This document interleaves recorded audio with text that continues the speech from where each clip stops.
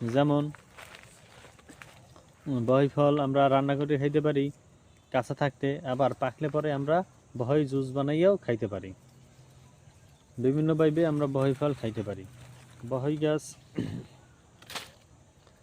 বহই গাছরে আবার শুদ্ধ ভাষায় আমরা ডুমুর গাছও বলে থাকি।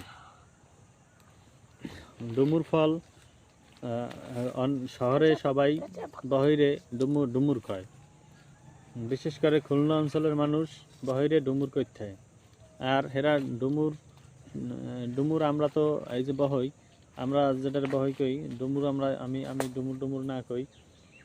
এই বহই মনে করেন আমরা যদি করি, এই বহই আমরা যদি ডুমুর, আমরা তো মনে করেন যাইয়া গ্রামে বহই যাইয়া অ্যাভেলেবেল কিসের জন্য পাখিতে বহই ফল খুবই পছন্দ করে। মানে পাকা ফল বিশেষ করে পাখিতে খুব পছন্দ করে এবং পাখিতে সাবার করে হেলায়। আপনি পারার আগে যাই দেখবেন যে পাখিতে হমান বানাই হেলাইছে, পাখিতে প্রচুর পরিমাণে খায় বহই ফল। পাখিতে খাওয়ার কারণে বহই পাকা ফল তেমন একটা পাওয়া যায় না।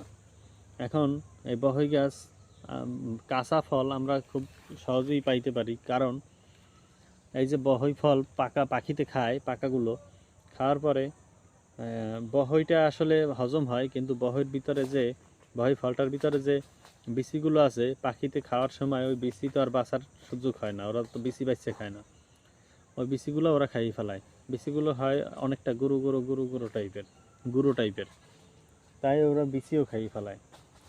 পেট তো ওদের ঠিকই ভরে, কিন্তু ওদের ওই যে বহই ফলটাই শুধু ওদের হজম হয়, আর ওই যে বিচিগুলো ওইগুলো আর হজম হয় না। হজম না হওয়ার কারণে ওই যে বিচিগুলো ওরা যখন এদিক সেদিক ওড়াউড়ি করে, উড়ে এক অঞ্চল থেকে আরেক অঞ্চলে যায়, এক জায়গা থেকে আরেক জায়গা যায়, আম গাছ থেকে কাঁঠাল গাছে যায়, কাঁঠাল গাছ থেকে নারিকেল গাছে যায়, যেখানেই যাইয়া ওরা যখন যে স্থানে বসে খায় ওই স্থান যখন পরিবর্তন করে, তখন নতুন এক স্থানে যায়, তখন যাইয়া ওরা ওইখানে দেখা যায় যে ওরা বাথরুম করলে ওদের বাথরুমের সাথে ওই যে হজম হয় না বিদায় ওই বিচিগুলো পড়ে যায়। বাথরুমের সাথে মাটিতে যখন পড়ে ওই বিচিগুলা, তখন ওই বিচি থেকে আবার চারা তৈরি হয়।